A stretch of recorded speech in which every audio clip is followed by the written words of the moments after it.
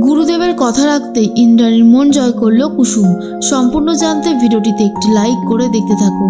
গল্পের শুরুতেই দেখা যায় যে কুসুম কি করবে বুঝে উঠতে পারছে না, কারণ এদিকে অনুশ্রীকে কোনোভাবেই বোঝানো যাচ্ছে না। অনুশ্রী জানেই না যে তার বাচ্চাটা আর এই পৃথিবীতেই নেই। এরপর যখন হসপিটাল থেকে অনুশ্রীকে বাড়িতে নিয়ে আসা হয় তখন অনুশ্রী জানে না। এরপর ঈশান যখন পুরো ঘটনাটা খুলে বলে তখন অনুশ্রী মেনে নিতে পারে না যে তার সন্তান আর এই পৃথিবীতে নেই। অনুশ্রী বলে, এই ঈশান, সমস্ত আফাও কথা একদম বলবে না। আমার সন্তান এই পৃথিবীতে আসতে চলেছে আর তুমি বলছো আমার সন্তান এই পৃথিবীতেই নেই। এইসব কথা বলে কি মজা পাচ্ছ তুমি? এরপরেই সবাইকে বলে, দেখেছো ঈশান কিরকম ধরনের কথা বলছে, তোমরা ওকে কেউ কিছু বলবে না। এরপরে কি বলবে ইন্দ্রাণী গাঙ্গুলি বুঝে উঠতে পারে না, কারণ এইভাবে অনুশ্রীর কথাটা কিছুতেই মেনে নিতে পারছে না। তারপরেই সবাই যখন চুপ করে রয়েছে অনুশ্রী বলে, কি হলো, তোমরা এইভাবে চুপ করে আছো কেন? উত্তর দাও, চুপ করে থেকো না, আমার বাচ্চাটা আমার সাথেই আছে। এরপরেই অনুশ্রী অজ্ঞান হয়ে পড়ে যায়। তখনই কুসুম বলে, অনুশ্রী তোমার কি যে হয়ে গেল তোমাকে কি করে বলে বোঝাই।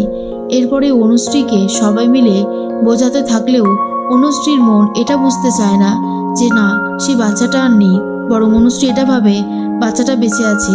আর ঠিক আগেও যেরকমভাবে নিজের কেয়ার করতো ঠিক সেরকমভাবেই নিজের কেয়ার করতে থাকে। কুসুম তখন বোঝানোর চেষ্টা করলেও অনুশ্রী বলে, একদম এ সমস্ত কথা বলবে না কুসুম, এগুলো কি হচ্ছে? হ্যাঁ, তুমি আমার সন্তানকে নিয়ে সমস্ত কথা বললে আমার কতটা খারাপ লাগে সেটা অন্তত বোঝো। তুমি এই কথাগুলো আমাকে বলতে পারো না। কুসুম ভাবে কি করে অনুশ্রীকে বোঝাবে, কারণ সে তো কোনোভাবেই বুঝতে চাইছে না। তাই কুসুমও হাল ছেড়ে দেয়। এরপর অনুশ্রীকে ঘুম পাড়িয়ে রাখা হয়। ঈশান খুবই কান্নাকাটি করতে থাকে। তারপরেই ইন্দ্রাণী গাঙ্গুলি ভাবে, এইভাবে আর কতদিন চলবে? অনুশ্রীকে তো সবটা মেনে নিতেই হবে। অনুশ্রীকে নিয়েই ভাবনা চিন্তা করতে থাকে ইন্দ্রাণী গাঙ্গুলি। তাই আর ইন্দ্রাণী গাঙ্গুলির ঘুম আসে না। রাতের বেলায় ছটপট করতে থাকি। ফোন করেছে গুরুদেব আর বলে, ইন্দ্রাণী, অনেক বড় একটা কথা বলবো বলে ফোন করেছি। দেখো, আমি সবটা জানতে পেরেছি। অনুশ্রীর সন্তান আর এই পৃথিবীতে নেই, তবে তার জন্য সত্যি খুবই খারাপ লাগছে। যাতে আর কোনো বিপদ না হয় সেই চেষ্টাই তো আমাদেরকে করতে হবে, বলো। এরপরে ইন্দ্রাণী বলে, কি বলতে চাইছেন গুরুদেব? আমি সত্যি কিছু বুঝতে পারছি না। গুরুদেব বলে, আগের দিন পুজোটায় একটা বাধা পড়েছিল আর সেই বাধাটা কাটাতে হবে। কিভাবে কাটাতে হবে সেটা আমি কালকে বাড়িতে এসেই বলবো। সবটা শোনার পর ইন্দ্রাণী বলে, বেশ, আপনি যেমন সিদ্ধান্ত নিয়েছেন তেমনই হবে। এরপরেই ইন্দ্রাণী গাঙ্গুলি ঘুমিয়ে পড়ার চেষ্টা করে। সকাল হতেই অনুশ্রী গুরুদেবের আশীর্বাদ নেয় আর বলে, আমার সন্তানকে ভালো করে আশীর্বাদ করবেন যাতে আমার সন্তান ভালো থাকে, সুস্থ থাকে।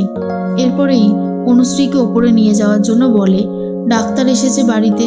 ডাক্তারের সাথে কথা বলে সবাই এটা বুঝতে পারে এখন কোনোভাবেই অনুশ্রীকে এটা বোঝানোর চেষ্টা করা যাবে না যে সত্যি সত্যি ওর সন্তান আর পৃথিবীতে নেই।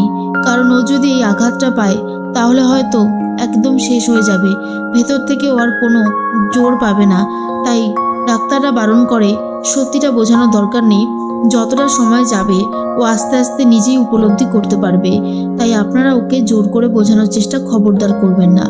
এরপরে অনুশ্রী ওপরে চলে যায়, নিজের মতন থাকতে থাকে। তারপরে গুরুদেব বলে, আমি কুসুমের সাথে একটু একা কথা বলতে চাই। এরপরেই সবাই চলে যায়। কুসুমের সাথে কথা বলতে থাকে গুরুদেব, সাথে ছিল দীপালি। কুসুম বলে, বলুন গুরুদেব, আপনি ঠিক কি বলবেন আমাকে? গুরুদেব বলে, কুসুম, আমি তো জানি যে তুমি একটা অন্য মেয়ে মানে তুমি যে এই বাড়িতে থাকো, কাজ করো, সেসব ছাড়িয়েও তোমার একটা আলাদা পরিচয় আছে। তুমি এই বাড়ির রক্ষা কবচ। কিন্তু সেই দিন যে অনর্থটা হয়েছে সেটা হয়তো হওয়ার কথা ছিল না। এরপরে কুসুম বলে, বিশ্বাস করুন গুরুদেব, আমি কিন্তু ইচ্ছে করে কিছু করিনি। আমি এখনো বলছি। গুরুদেব বলে, আমি সবটাই জানি কুসুম, আমি জানি তুমি এই পরিবারের সকলের ভালো চাও। তুমি এই পরিবারের কারোর কোনো ক্ষতি হতে দিতে চাও না, সেটা আমার থেকে ভালো আর কেউ জানে না। তখনই দেখা যায় যে কুসুম বলে, আচ্ছা গুরুদেব, আপনি ঠিক কি বলতে চাইছেন আমাকে খুলে বলুন, না হলে আমি বুঝতে পারছি না। গুরুদেব বলে, আমি এটাই বলতে চাইছি যে তোমাকে একটা যজ্ঞ করতে হবে, পুজো করতে হবে, আর এই পুজোর শেষে তোমাকে শেষ হয়ে যেতে হবে, তবেই বাধা বিপত্তিটা কাটবে এই গাঙ্গুলি বাড়ির ওপর থেকে। বলো, তুমি কি রাজি? দীপালি সবটা শোনার পর মনে মনে ভাবে কুসুম যেন এটাতে কোনোভাবেই রাজি না হয়। কুসুম রাজি হলে তো সর্বনাশ হয়ে যাবে, আর এটাই বারবার ভাবতে থাকে কুসুম যেন হ্যাঁ না বলে। তখনই কুসুম বলে, আমি রাজি। দেবীমা আমার কাছে ভগবানের মতন, আর সেই ভগবানের জীবন যদি আমি বাঁচাতে পারি, এর থেকে ভালো কিছু বোধহয় আর হতে পারে না। কুসুমের এই কথায় গুরুদেব তো খুবই রাজি খুশি হয়ে যায় আর বলে, তুমি যে রাজি হয়েছ তাতেই আমার ভালো লাগছে। এরপরে কুসুম ভাবে তার জীবনটা যেমন পথে এগোচ্ছে সেই পথেই এগোক, তাতে যদি দেবীমারা ভালো থাকেন সেইটাতেও রাজি আছে কুসুম। দীপালি ভাবে কুসুমকে কি করে বোঝাই যে ওই সিদ্ধান্তটা নিয়ে ভুল করছে। এই রকম ভাবে চলতে পারে না, কুসুম শেষ হয়ে যেতে পারে না, এটাই বারবার করে বলছিল দীপালি। অন্যদিকে কুসুম ঠিক করেছে এই পুজোর আয়োজন করবে আর নিজেকে শেষ করে ফেলবে। আয়ুষ তখন চলে গেছে কুসুমের কাছে আর বলে, কি ব্যাপার বলো তো কুসুম, তোমাকে আজ একটু অন্যরকম লাগছে। তোমাকে দেখে মনে হচ্ছে তোমার মনের ভেতরে বেশ অদ্ভুত অন্য রকমের কিছু একটা চলছে, কিন্তু সেটা কি? কুসুম তখন বলে, ছোট সাহেব, আমি যদি কাল বেঁচে না থাকি তাই ভাবলাম আজকে একটু মনের মতন আনন্দ করে নিই। আয়ুষ তো এইসব কথা শুনে খুব রেগে যায় আর বলে, কি হয়েছেটা কি? হ্যাঁ, তুমি এ সমস্ত কথা কেন বলছো? তুমি এই সমস্ত কথা খবরদার বলবে না। তুমি জানো না আমি তোমাকে কতটা ভালোবাসি, আর এত ভালোবাসি তোমাকে, তারপরেও যে তুমি এই কথাগুলো বলছো, কাজটা কিন্তু তুমি মোটেই ঠিক করছো না, ভুল করছো। এরকম ভাবে তুমি করো না কিছু। কুসুম বুঝতে পারে আয়ুষ তাকে কতটা ভালোবাসে, কিন্তু গুরুদেবকে সে বলে দিয়েছে, তাই গুরুদেবও রাজি হয়ে গেছে সমস্ত পুজোর আয়োজন করার জন্য।